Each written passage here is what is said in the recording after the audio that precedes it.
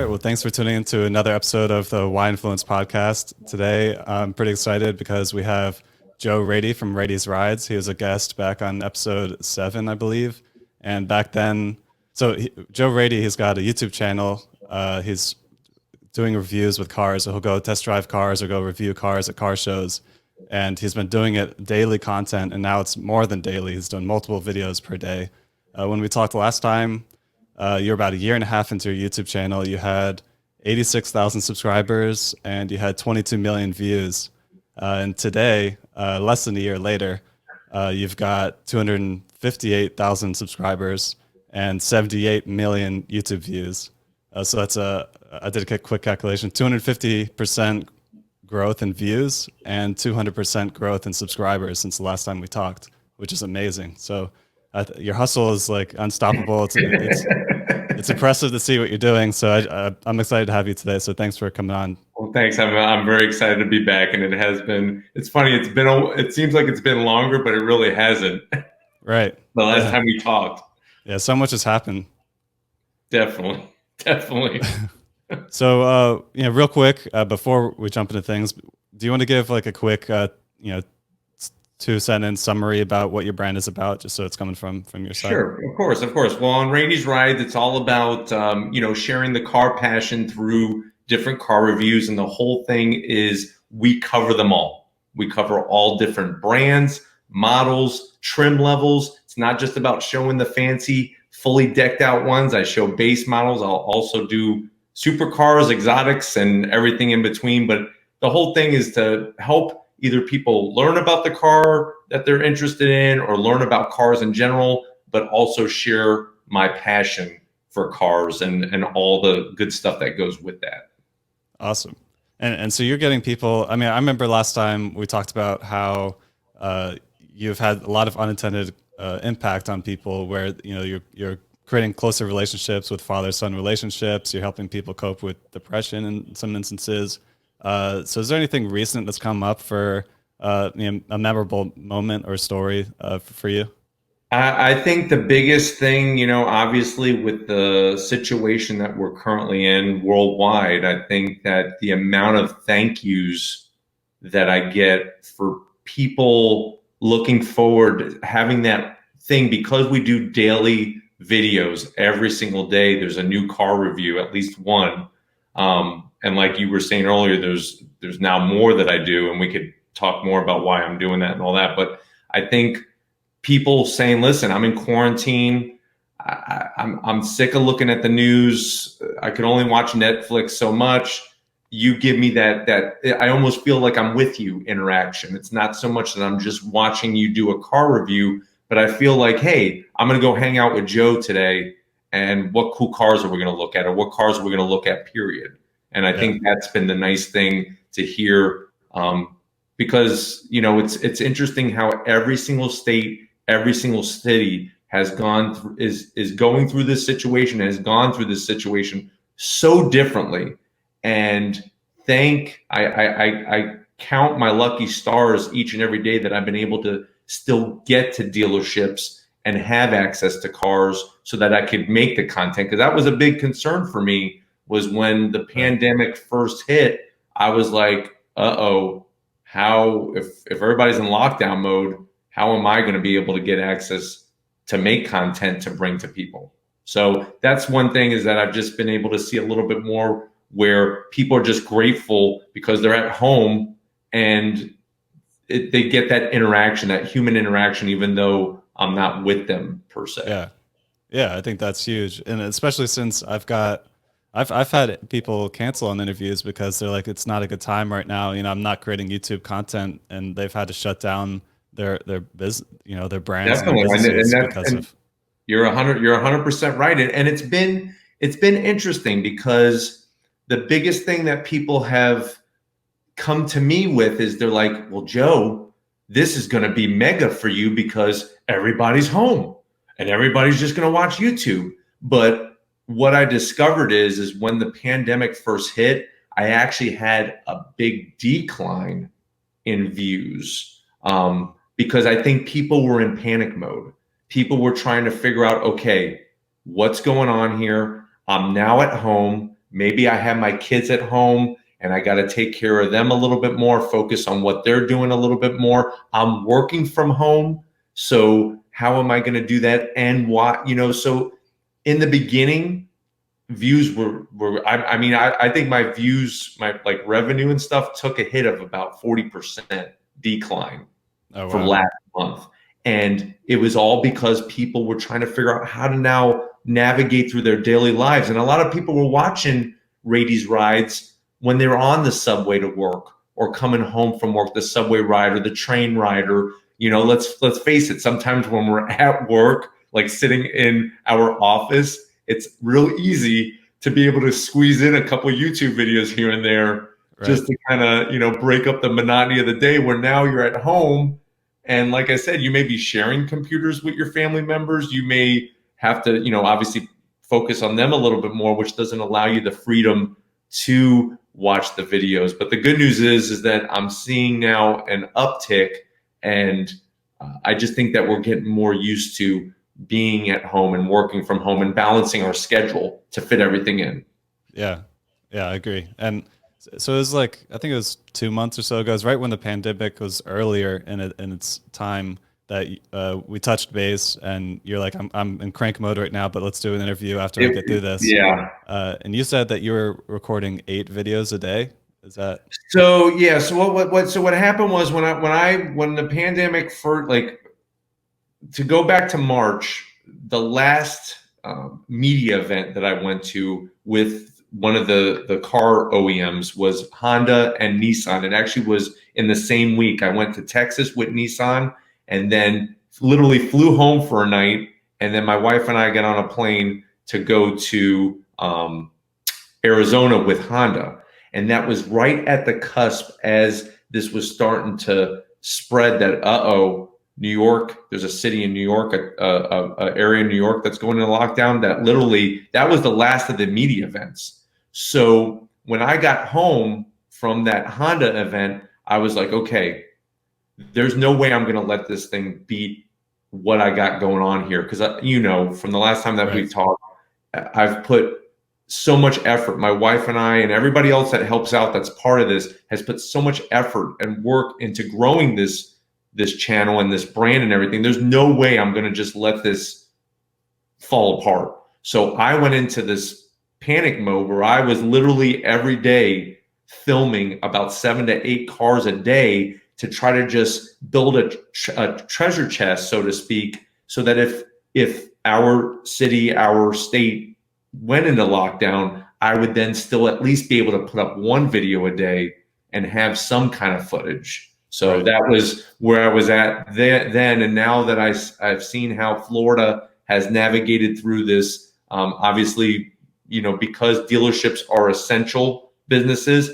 and because I'm classified as a journalist, as an automotive journalist, I've been able to still get out there. And obviously I follow, just like all the businesses, I still follow all CDC procedures. When I go up to the dealerships, they've already cleaned the keys, put them in an envelope, they hand that to me, and then I'm outside the whole time. So I'm kind of away from everybody, which is kind of nice, because I'm outside and I'm away from everybody. So we've been able to still, go through that. I wipe down the car, steering wheel, the whole, it takes a little bit more time now, but hey, at least I'm able to still do it. And now that anxiety level has kind of dropped down to where I could just do a couple cars, 2 to 4 cars a day, rather than, because 7 to 8 was, it was a steamroll. It was pretty intense. It sounds like it. Yeah.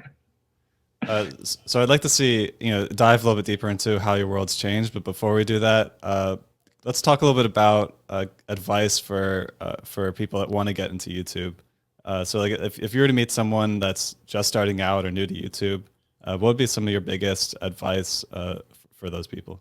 Sure. Well, it's to kind of tie back to where we were talking before.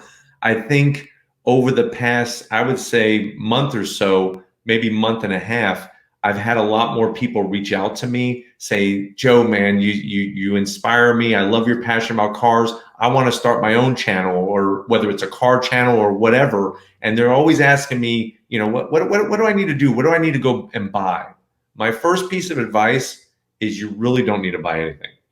If you have a update phone of some type, some smartphone, doesn't even have to be an iPhone 11. It could be an iPhone 10 or whatever. You could start filming with that. I mean, the picture quality often, if you do have an iPhone 11, the picture quality is phenomenal. You know, you'll be able to create the content and go in the direction you want to go in. And you know, what you need to focus on is what feels good to you and just do it. I think 9 out of 10 times, the reason why nobody wants to start this idea that they have is because of fear. And they think that it has to be perfect. And what I have found in my short travels through this YouTube journey that I'm on with everybody is a lot of times people don't want perfect. And it's okay because there's channels, like I'll talk about car channels. There's car channels where everything is perfect. They got beautiful intro music. They got this B-roll. It's almost like Steven Spielberg shot it. And that's great. There's nothing wrong with that. But not everybody wants that. And that's okay. It's nice to have the variety, and it's nice to do it the way that we're doing it, where we're just, you know, focusing on a little bit more like natural, raw kind of stuff. But I think going back to your question, the biggest piece of advice is, first of all, start filming. Take your phone, get out there. The only thing that I did for the first 7 months, like I said before, was a $90 investment in a gimbal. If you don't know what a gimbal is what stabilizes the image. So you take your phone, you plug it into the gimbal, and then that's going to allow you to at least have nice, smooth videography going on rather than you just hold it in your hand and shaking. But other than that, I used a Bluetooth. I used a AirPod as a Bluetooth microphone. And for 7 months, 1 million channel views, I was good to go. Right. Yeah. And I've quoted you before since our last conversation, because you did talk about how you used your cell phone and you got your first 1 million YouTube views, which is a pretty powerful statement. You know, there's no excuse for someone else to say, I need all this equipment. It's similar with podcasting too. People think you need to spend all this money. I mean, this is a $60 microphone. You know, just you can use your cell phone in a closet if you want. So. It's crazy. It really is. And the funny thing is that I think what people just need to remember is that you need to put the time in. Yeah. You know, people see the videos on the channel and they're like, man, I would like to do this. And that's great that they're being inspired, no matter if it's my channel or anybody else's channel, but they just need to remember it's more just putting the time in and doing the work and feeling good about what you're doing. Just, you need to first put something out there for people to let you know whether they want to see it or not. Right. You know, and it's not about getting everybody to love it, because that's impossible. But the good news is that there's over 7 billion people in the world. So even if you got a small piece of that pie, hey, you're going to be doing pretty good with getting people to follow what you're filming. Yeah. And you talked a lot about how you don't need to be perfect, and that comes up all the time in my interviews. Actually, at the top of my website, I have a slogan that says, people don't want perfect, they want authentic, because authenticity is really what people are looking for. You're right. And especially, you know, if you're doing any kind of, you know, sharing of products, especially, you know, with me in cars, I feel like when you're too perfect, people start to get a little antsy about that, and they think that maybe you're trying to sell them something. The great news about what I do is I really don't care whether somebody buys the car or not.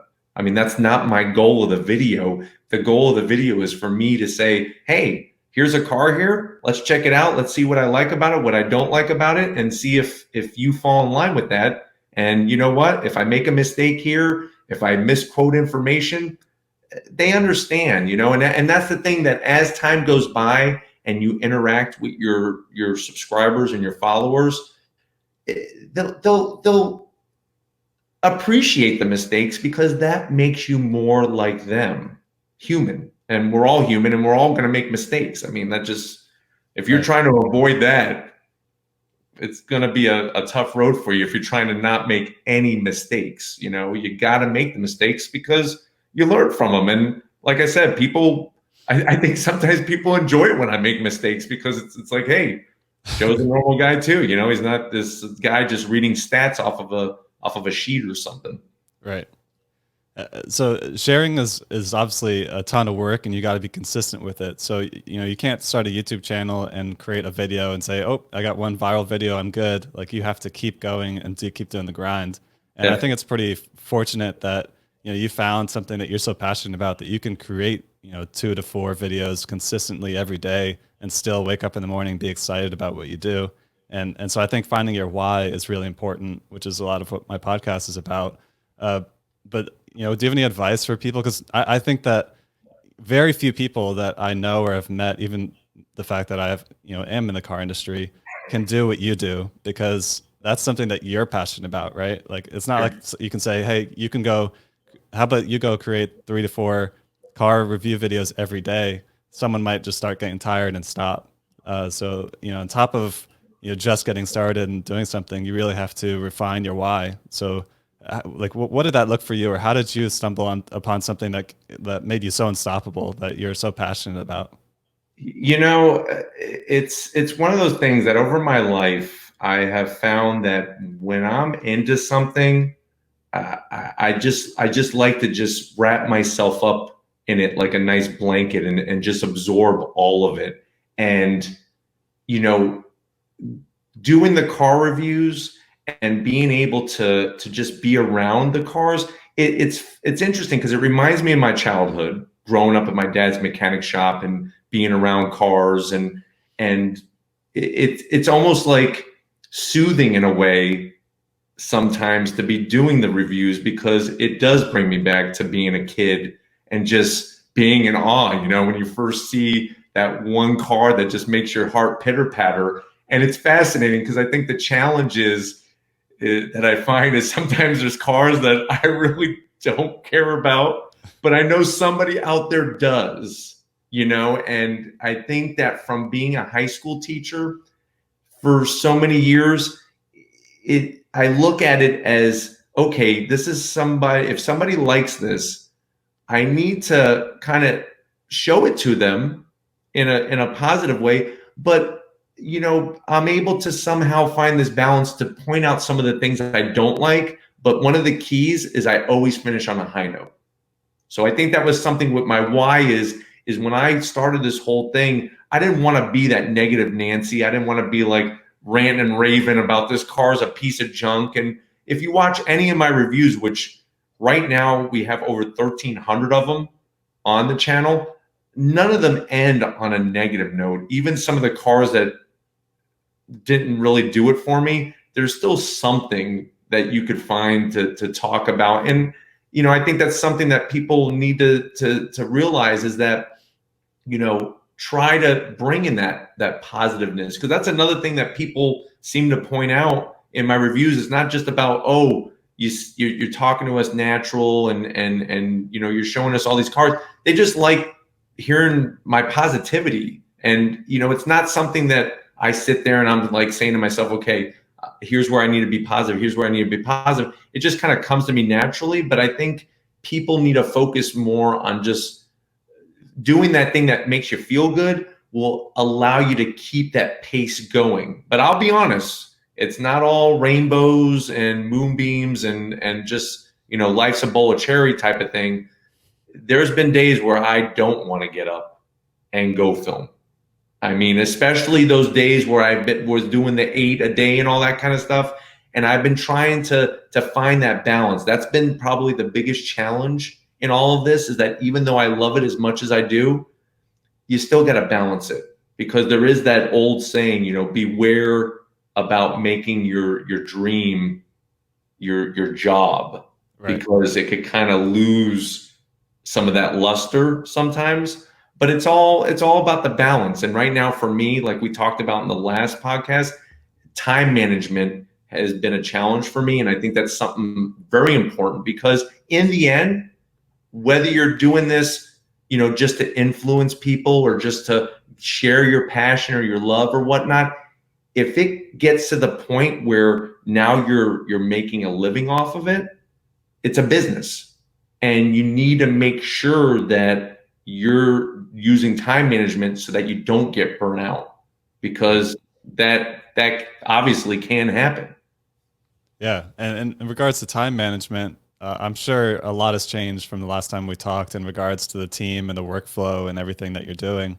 Do you mind talking a little bit about that? Like, what does your team look like right now, and what is like a typical workflow of like a video that you create? Sure. So basically, I'm still operating on. Um, I have a cameraman by the name of Tom who does most of the filming with me at the dealerships and whatnot. My wife, Lori, has really stepped up. She's become not only a videographer when we go to the big auto shows, but she's become my production manager. So a day in our lives, which she still has her full-time job. Really? So yeah, Okay. she's still doing her full-time job. She helps me whenever she's able to squeeze some time aside. Tom and I pretty much are the ones doing this full time. So basically, the way it would work is in the morning, I would get a few notes together on what I want to talk about. I find that you want to have a little direction. You don't want it scripted out. Whatever you're going to film, it's not like you want it to script out and you just sit there and read it. I mean, you could do that, and if And it works for you. this is you like starting the day knowing, okay, recording like these 2 to 4 cars, like going into it like what you're doing. Like tomorrow morning, I'm going to be heading over to Montu Motors, the new location, Yeah. and I know that I'm going to be talking about a Mitsubishi and I'm going to be talking about a Toyota. So I have some information that I've just wrote down, some jotted information, so that when I head out there, I have that direction. You know, when we go to film, it's all about getting the car in the proper lighting, getting it angled properly. The good news is that all the reviews pretty much go down the same exact way. And that has made it easier for me to produce so much content. When we go to film, I do the exterior first. I do underneath the hood. We do an engine startup. We do the interior. And what happens is that when it comes to editing, which editing is probably the most time consuming and not so much fun thing for me, at least, it makes it easier. Because now when I do the drives on a lot of the videos, I use 2 GoPros, getting that all synced up to where my mouth is moving with the audio properly, so it doesn't look like some old kung fu movie or something like that that's been dubbed over. It just takes time. So I go and I film. We'll usually film. I'll probably be out. We'll start filming at 9:30. I probably don't stop filming until about 2:30 or 3 in the afternoon. As soon as I come home, now it's getting the stuff uploaded onto the computer. I want to spend some time answering comments, and it's all about now getting the videos ready that I'm going to post that night. They're not Okay. the videos that I filmed for the day. Those will take a couple days to edit and all that. But I already got 2 uploaded onto YouTube that are held private, so that I could then do what I need to do, type in a description, get a title going, the tags, and then that's when I'll post those 2 videos that night. But I try each and every day to block off some time to answer comments. That's very, very important. And then obviously the time, blocking off the time to do the editing. Right. All right. Well, thanks for breaking out the Yeah, day. sure. That was very detailed and helpful. So what's some stuff that's been going on with you as far as just changes, and what are you excited about, or what's going on? So it's been interesting, with the pandemic situation. I had a lot of exciting things on the table that kind of got wiped clean. I actually got invited and was going to go the week before the pandemic kind of like just went haywire here in the United States. I was set to get on a plane to go to Switzerland with Toyota for the Geneva Auto Show. And because of the situation, that got canceled. I was going to be doing a track day with Honda and the new Type R at Road Atlanta. That kind of got squashed.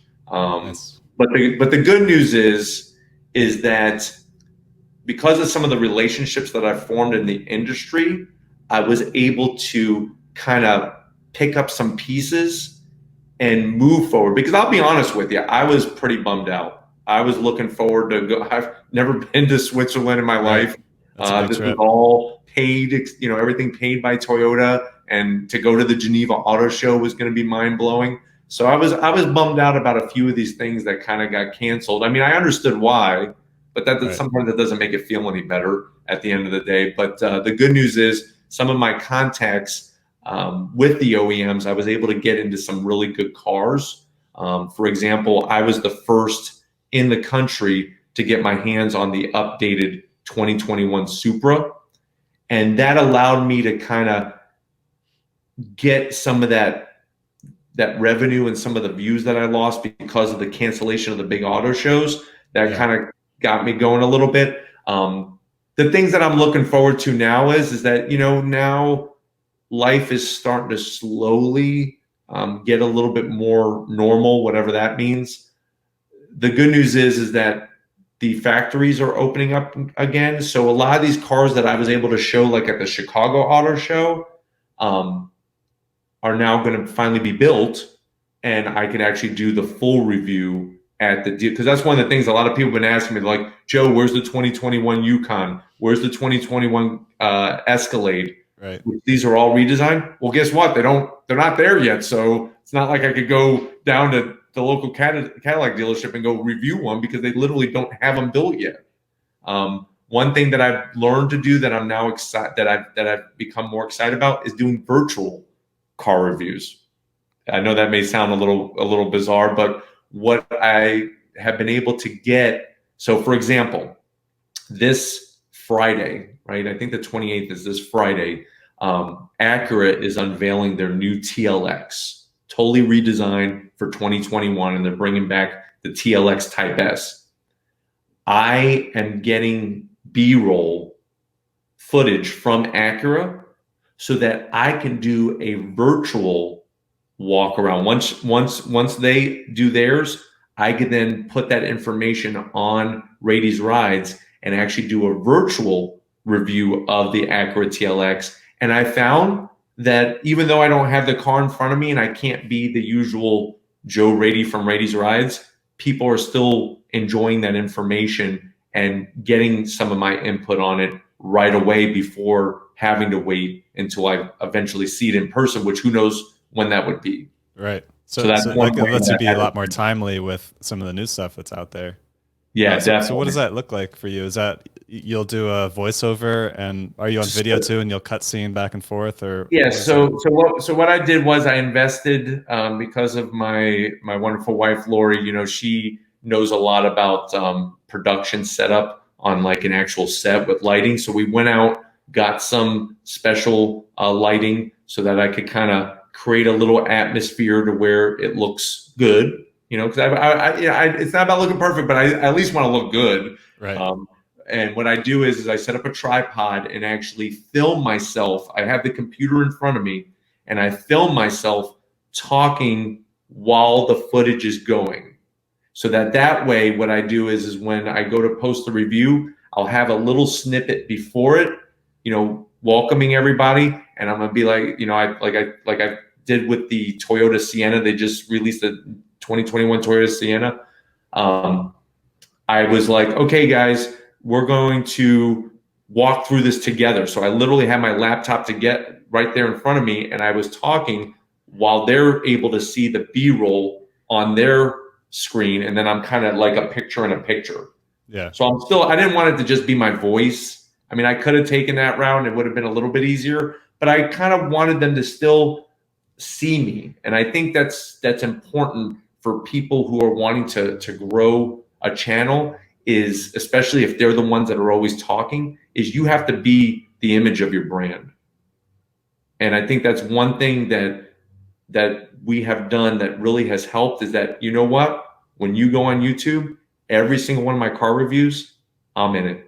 I'm in that thumbnail somewhere, so that helps make that association with Rady's Rides. Yeah. Awesome.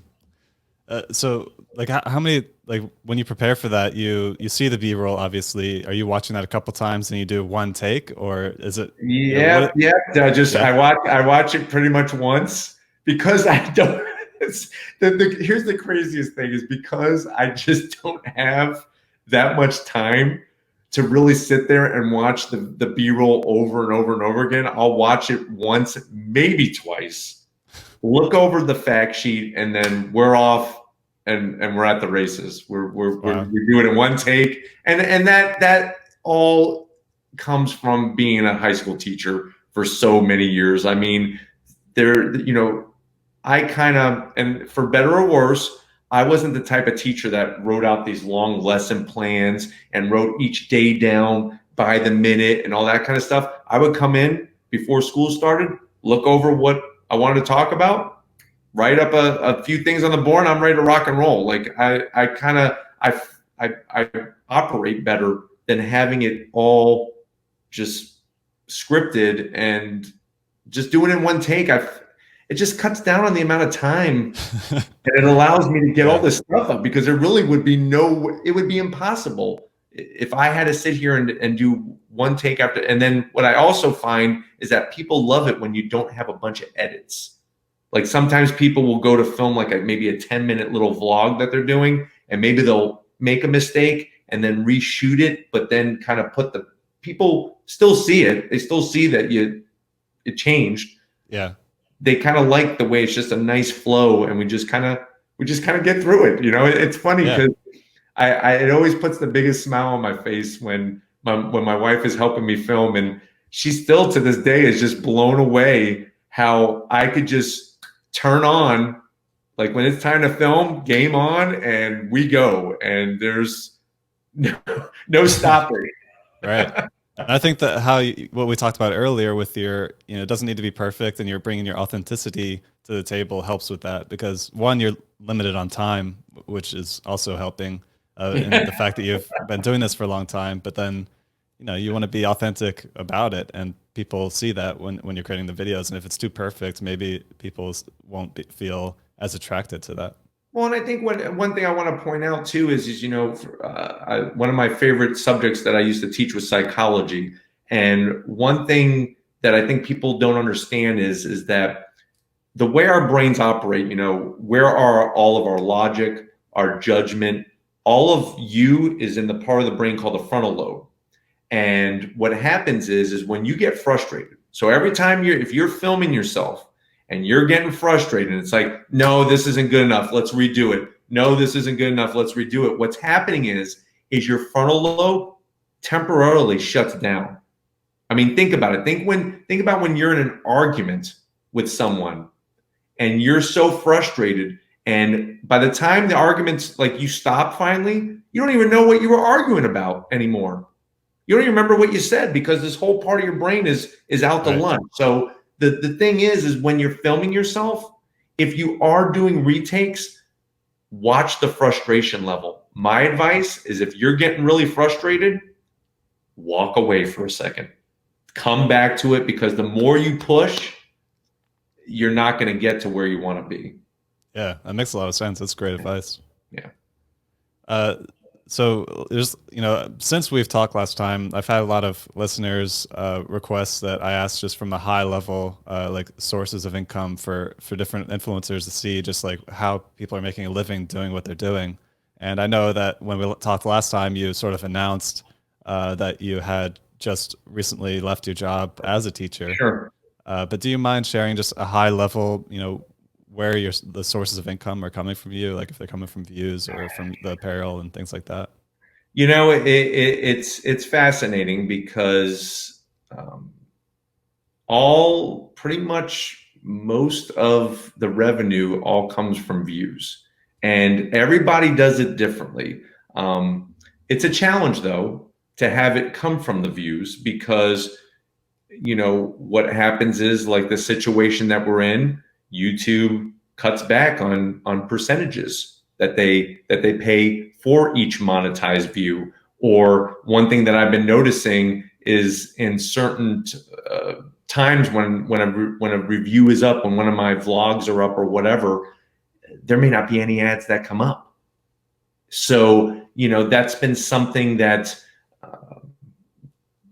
my wife and I we're trying to figure out, like, how can we get other streams of revenue? Now, we do have Rady's Rides merch, and we do get sales from that, but still the bulk for what we do is purely from the monetization aspect of the ads being placed in the videos. But one thing that I really want to, one of the challenges that we faced is, trying to get my wife to be able to come on full time, to have that revenue stream to where she could come on full time and then do other things to generate even more revenue. Like, for example, Patreon. That is something that's always fascinated me. And that is something that I think as the channel grows, to get people access to you, I feel like people who want to have the access would be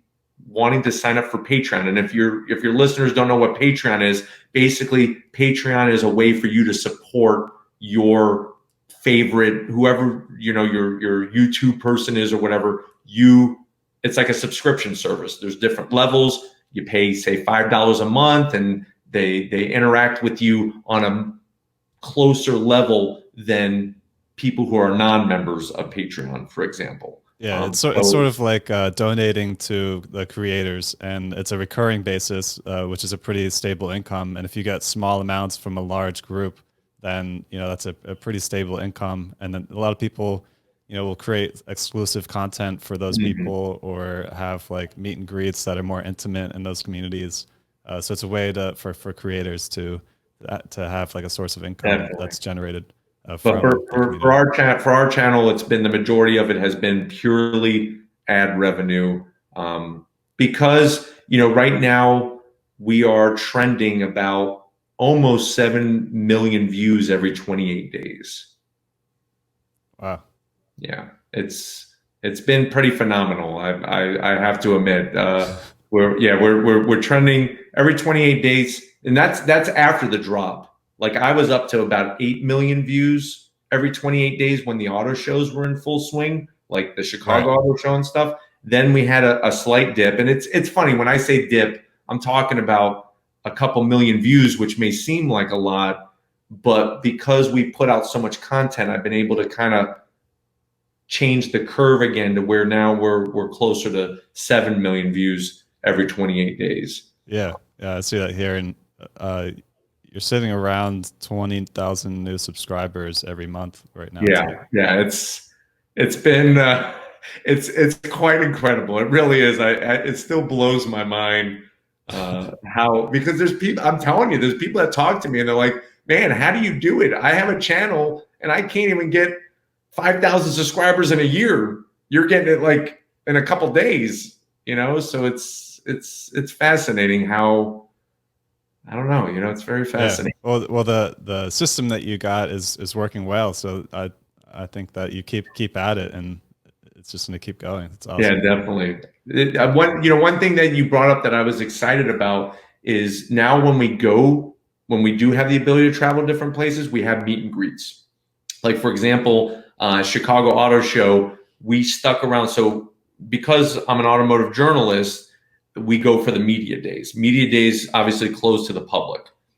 Makes it easier to film. We could kind of talk more with the OEMs and things like that. What we did for Chicago Auto Show, and we actually first tried in LA, but a little differently last year when we went to the LA Auto Show.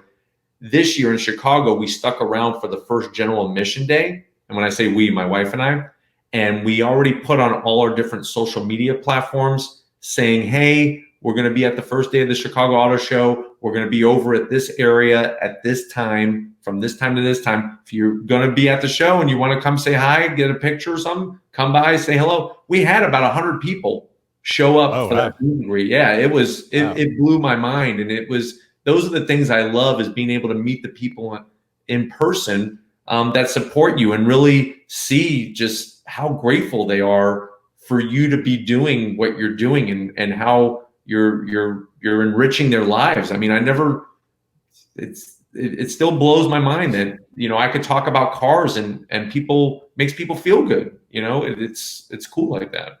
It is. Yeah, that's a great turnout. And I could see how, physically interacting with those people it changes the feeling of it.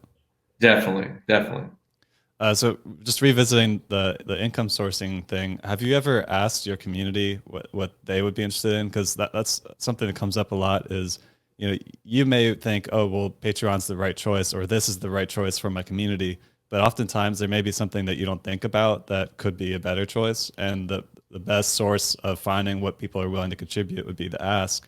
I'm just curious if you've had those conversations with the community. I really haven't yet, and I guess the reason why is because I feel like I don't want to ask it until I'm 100% ready to put something together. And that's been the hang up so far with Patreon is that, we have so many pieces of the puzzle together. Like I made the Patreon account. We have different levels built into it already, but to have that attention to be able to create that special content, create that special interaction, I want to make sure that I'm able to deliver on that because I never, never, never want to over promise and under deliver. That's one Right. of my biggest fears. So I think as I get a little bit closer to where I can have a little bit more support from people being part of the team, the working team, whether it be my wife that comes on board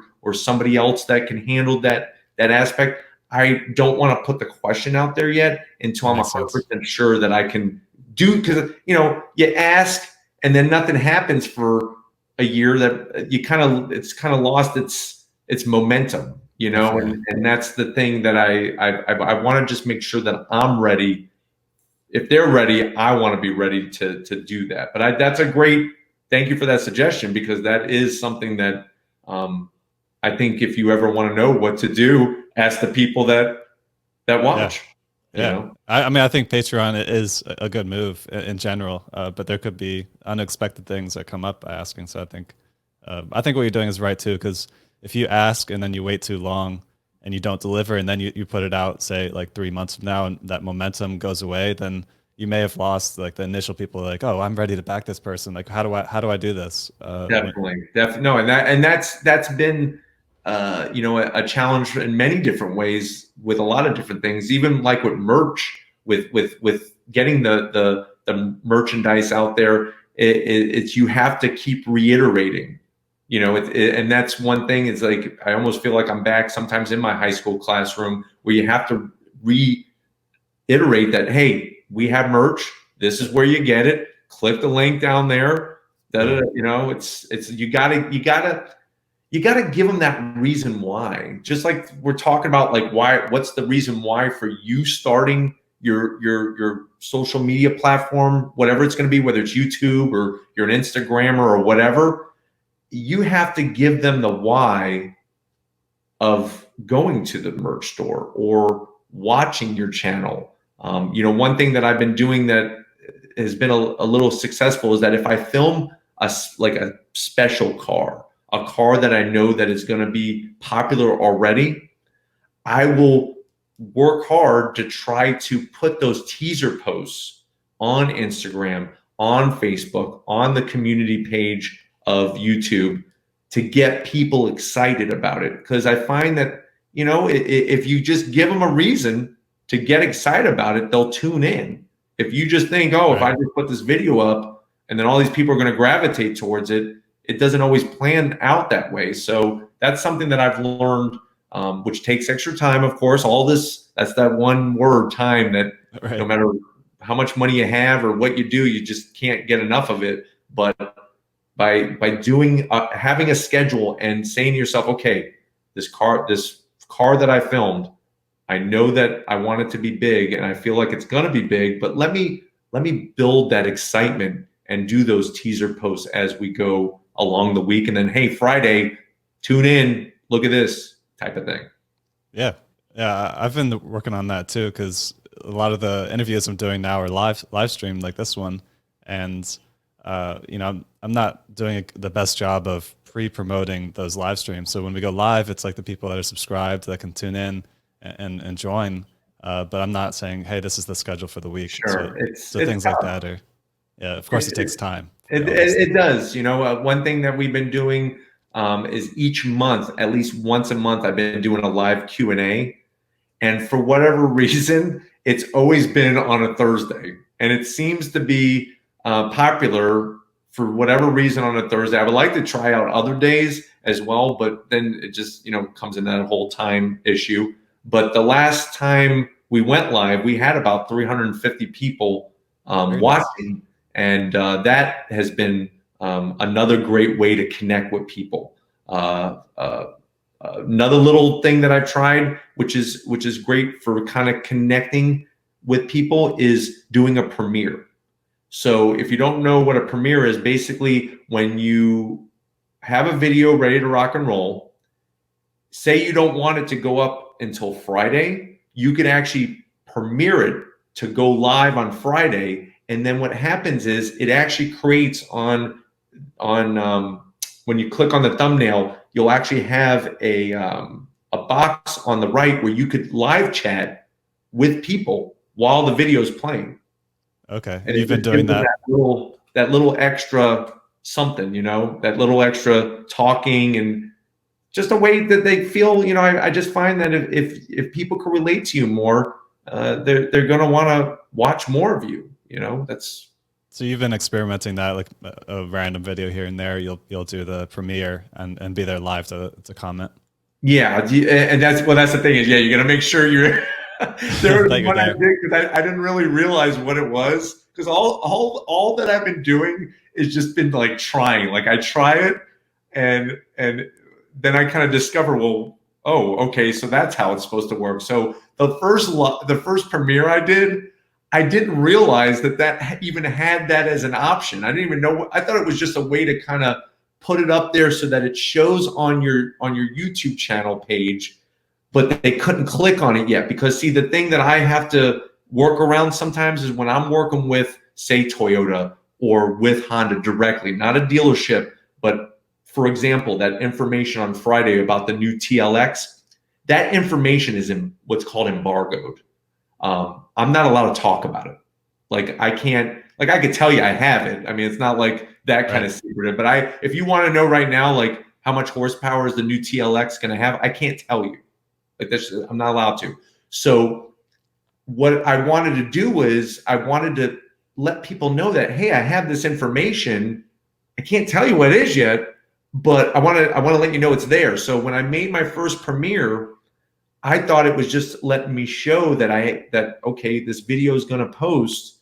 But then after it posted and I saw that people were chatting live, and I was like, oh, I could actually chat with them. So the next time I did it, like when I did the Toyota Sienna, I literally was sitting here, and while the video was playing and stuff, I was chatting with them on YouTube. So that made it more. Then I was like, oh, so that's what that's for. Yeah, I think that's a big thing about just sharing in general is the experiment, and you may find that certain things work differently than you expect, and also that some things may work better. I mean, I've heard that Premiere could have benefits potentially for like ranking higher and having more engagement.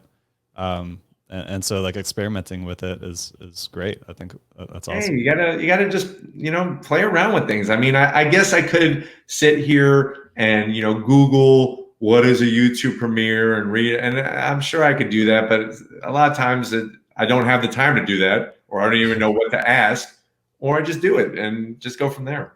Yeah. So we talked last time, a bit less than a year ago. We've talked today. What are some things that you're looking forward to as far as the future goes? Like, next time that we have this conversation, that you hope that you'll have maybe achieved, or things that you're dreaming about as far as what the future holds for you. I guess the biggest thing that I dream about each and every day is I want to get to the point where my wife can work with me full time. Can do this with me full time, where she could step away from her current job and we can go to all the places, do all the filming. And she is so good at being creative with certain things when it comes to posting on Instagram and stuff like that. She's able to create these different images and whatnot. I just want to be able to share it with her 100%, 4 years ago, she was the one that kept saying, you should start a YouTube channel. You should start a YouTube channel. And I didn't believe her. I didn't listen. I didn't think people were going to watch. So one major goal is for me to be able to film with her, to do this whole thing 100% all in, so that she can enjoy every single part of it. Because there's days where I'll go and do a certain car, film a certain car, or be able to do a certain thing, and I come home and I share with her. But it'd be great to really share it with her and have her there. So that would be one thing for sure. You know, I keep pushing on trying to get more contacts. You know, being connected with the manufacturers themselves opens up the door to so many opportunities to get more information. And the more information that I have access to means the more information that my subscribers have access to. So that is something that, you know, I want to try to continue. It's funny because in a way, I sometimes feel like I'm in sales. Like there's a lot of door knocking, there's a lot of cold calling to go and get access to the things that I do. Not every YouTuber is going to have that situation. They may be able to just create it themselves right in their own home. But for me, I need access to cars. And, you know, I already did a bunch of door knocking and cold calling and got a lot of no's, but the road, there's still more to go, because I don't have contacts with every manufacturer. So that's something that I also want to push forward on. And really the biggest thing is, once this world situation can kind of find some kind of resolve, my goal for 2020 was, and beyond, is to get out there more and meet more of the people that support me, you know, to do more filming of even subscribers' cars, you know, in other states, maybe even other countries. You know, that would be phenomenal. It's interesting because I'm not looking for a certain number. You know, yes, it's nice to celebrate. Like we just celebrated 250,000 subscribers. And obviously 300 is right around the corner. But for me, it's not about the number. It's about having the experiences, having the connections, and just finding more ways to connect. And hopefully, like I said, I could keep working on my time management to where I have more time to interact with the subscribers. Because the crazy thing in all this is that I watch no YouTube. Like there's no other channels that I watch, even if I wanted to, because I'm always focused on mine. So, yeah. That's similar to podcasting. People are like, oh, what do you like? It's like, well, I don't listen to any podcasts. It's crazy how this has really just kind of taken on a form of its own. And you know, there's definitely lots of great things about it, but there's also, you know, there's no perfect job. There's no perfect situation. And I think that, you know, for me, I just want to be able to share it with as many people as I can. And I think probably the best compliment that anybody could ever give me, and that thankfully I hear more and more, is that they say, Joe, I didn't even care about the car, truck, SUV, whatever you were reviewing. I just wanted to hear what you were going to say about it. To me, I feel like that really is a big win, and really shows the whole influencing thing, right? Rather than people just coming to get facts on cars, you know? Yeah, and that's what makes people stay. You know, if they want to hear about a car, you can go any other channel too. There's so many, and you know, that's the one thing, you know, just to kind of tie off the loose ends here is be careful with comparing yourself to other channels. It's easy to go on there, and it's good to get ideas. You know, I'm not saying, hey, don't look at what somebody else is doing, because a lot of times, why reinvent the wheel? Why reinvent the wheel if you don't have to? But you got to be careful. I don't know if I said this last time, but I'm definitely going to say it this time. there's that old saying, and it's so true. Comparison is the thief of all joy. It's like you could start this journey and you have your channel going, and then the first second you're like, oh, let me see what other people are doing that are similar to me. That's when you start cutting yourself down. Now, it could have some good attributes where you say, oh, this person's doing this. Maybe I could adapt that to my situation. But if you fall into the trap where it's bumming you out because you don't have as many subscribers as that person, or that person is doing it, quote unquote, better than you, that's when you kind of have to just push away from the table and not do that, because it's gonna be counterproductive. Yeah. Yeah. And so I had a guest, Elaine Fluker. She has a podcast where she interviewed someone every day for over 2 years. Wow. And she said that you can't compare your chapter 1 to someone else's chapter 20. You can't compare someone that's been doing it for a long time and being like, hey, I haven't reached that yet. Or, someone's doing something different. It's like, we can't even really, it's not apples to apples. And exactly, like, in my segment of the auto review industry on YouTube, the guy who's like the godfather is Doug DeMauro.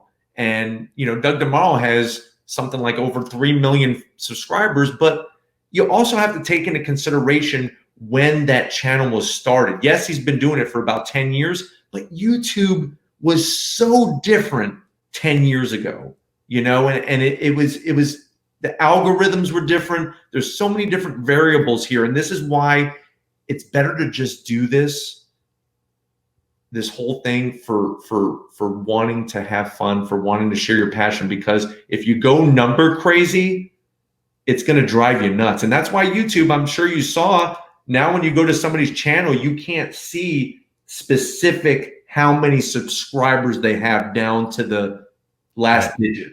Everything's been rounded. And I guess they did that because they felt like there were people who were constantly going on YouTube just to see what their subscriber count was, or what other people's counts were. Yeah. And I had actually another podcaster, Mark Metry. He's got tens of millions of downloads on his podcast, but he said he never even looked at his analytics. He's just, it takes time, right? It takes time to go and look at analytics, but with that time he could have spent looking at analytics, he created more content. And then by creating more content, it builds more. So a lot of times people get hung up on the numbers when, if that could just be more of a distraction oftentimes. And that I'm the same way. I maybe look at my analytics page maybe once a month, maybe. It's sort of like investing in the stock market. If you're investing in the stock market, you don't want to look at your portfolio every single day, because it's going to go up and it's going to go down.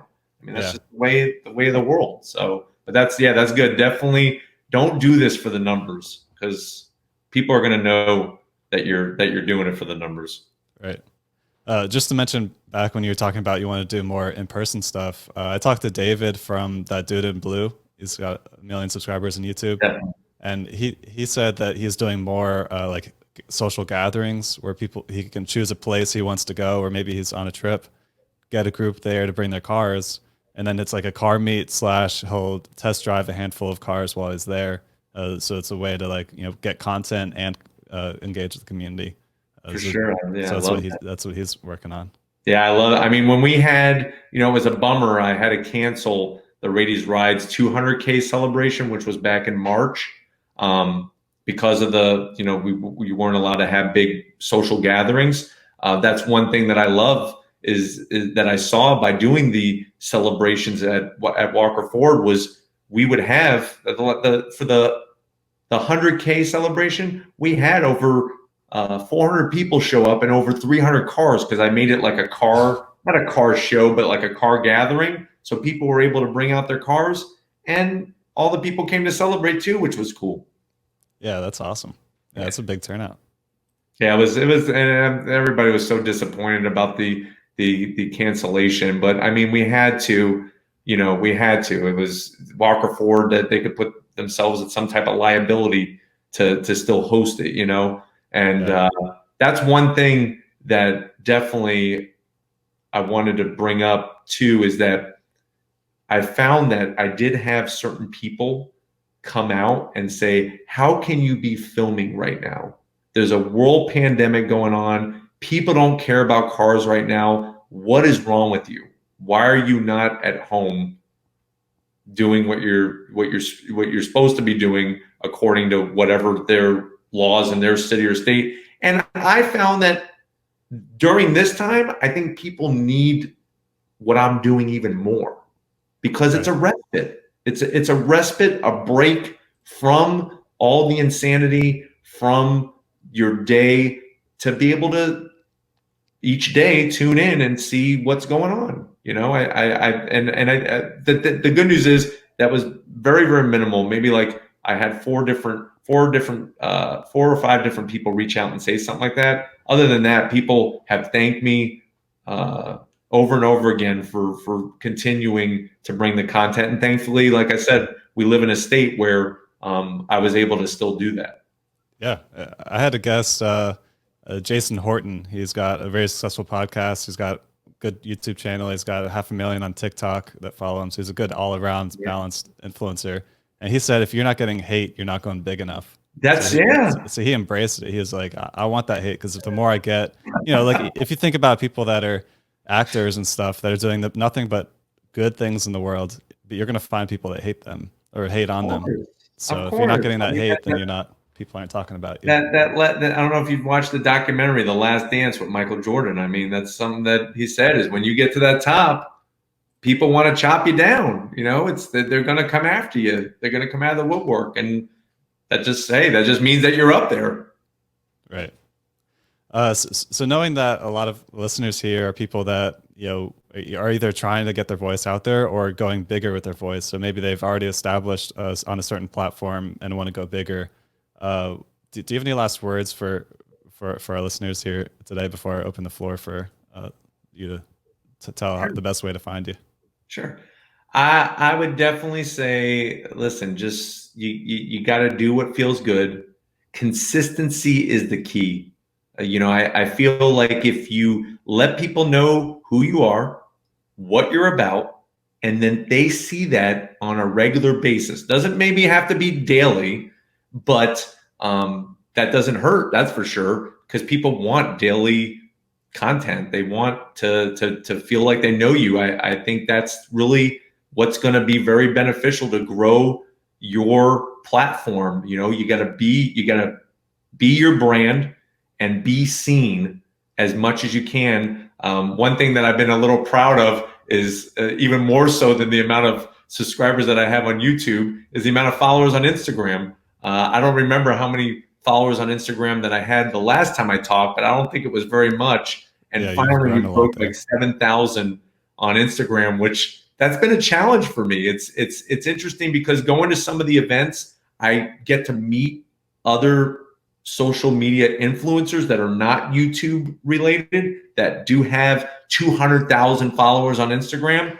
And they say the same thing to me that I say to them. I say to them, how did you do that?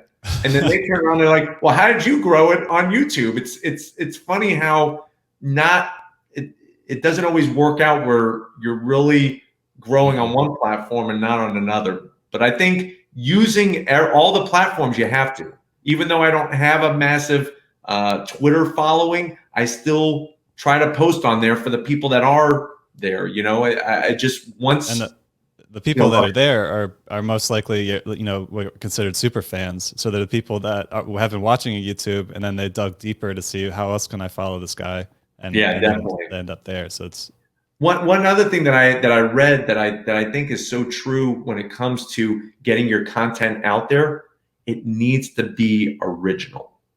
And what I mean by that is obviously it needs to be your content. If you're just copying other people's stuff, I mean, I don't know if people want to see that, go whatever floats your boat. But I find that it's very helpful that you post certain things on Instagram and Instagram alone.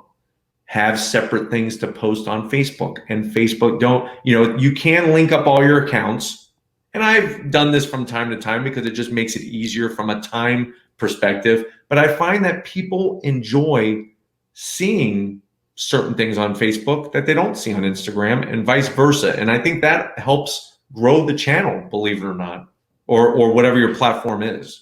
Yeah, I mean, like you said earlier, every platform is completely different. And you might meet someone that has a large following on Instagram, doesn't understand YouTube, and vice versa. That's why I try to interview people on all different platforms to see, what those worlds look like. But they're all completely different and need to be treated completely differently if you're actually trying to go big on any particular one. Definitely. And I think just tackling one first makes the most sense. Like you tackled YouTube really hard, and that's your main platform, and then now you've got this community that over time can be sort of dripped into these other places. Definitely. All right, so I appreciate you coming on today. What's the best way for people to reach out to you if they listen to you here today and want to say, "Hey, like I got some value," or just want to start following you, or engage with you? Where do you want people to go? What do you suggest? Well, I think the easiest way, is you could follow me on Instagram. Right, it's just simply Rady's Rides on Instagram. I actually try to respond to as many messages that I get from people on Instagram. We do have a Rady's Rides specific Facebook page. That's another way that if you want to drop me a line, ask me a question about a car, have a question about camera gear or how to do something on YouTube or whatever, you could obviously reach me out there. If you go to YouTube, my YouTube channel, I have my email there, radysrides@gmail. And that's another way to reach out. And I do my best. I mean, obviously, I can't get to all of them, but I get to a lot of them. So it's always fun to get a response from somebody when they're like, "Wow, you actually read my email and responded to me." I'm like, "Of course." Yeah, I mean that's one thing that was a big piece of advice last time we talked is to reply to every single comment. And I know that you spend a lot of time doing that because I see you engaging with everyone as much as possible. It's tough, man. I mean, I think last Tuesday, I was on the computer for about 4 or 5 hours. I was able to, in a 4 or 5 hour gap of time, I was able to go back a day in comments. So I was able to cover the last 24 hours. Yeah. We have Honda Pro who said, "True story, be authentic and love what you do." Thanks, Jason. Yeah, Honda Pro Jason's a good guy. Great, Nice. great channel. Definitely want to check him out. He's a good guy. Cool. Well, I'm going to put links to everything in the show notes for this episode, as I did last time. If you're listening now and you enjoyed Joe's conversation here, go check out the first conversation that we had with him on episode 7 on the podcast, which is on my website. You can just type in the top right in the search bar, Rady or Rady's Rides Joe. He'll come up there. But if you enjoy this content, please go ahead and subscribe. And Joe, I just want to say thank you again so much for coming on today. Tons of value. It's exciting to see the progress it's made in such a short time. And I know that it's a exponential growth curve for you. So I'm looking forward to seeing next time that we talk that your wife has quit her job. She's working full time with you so that you can share these experiences. You've got a nice stable income so that you can give more and be more at these communities. So thanks again for coming on today. Yeah, it's always a pleasure, and it's great to see you grow as well. And that's what it's all about is helping each other. Real quick before I let you go, I like because I'm on this journey of trying to grow as with podcasting and things. And you've been here since the last time that we talked, which is the beginnings. Do you have any feedback for me? I think this new platform, doing it this way, I really enjoy.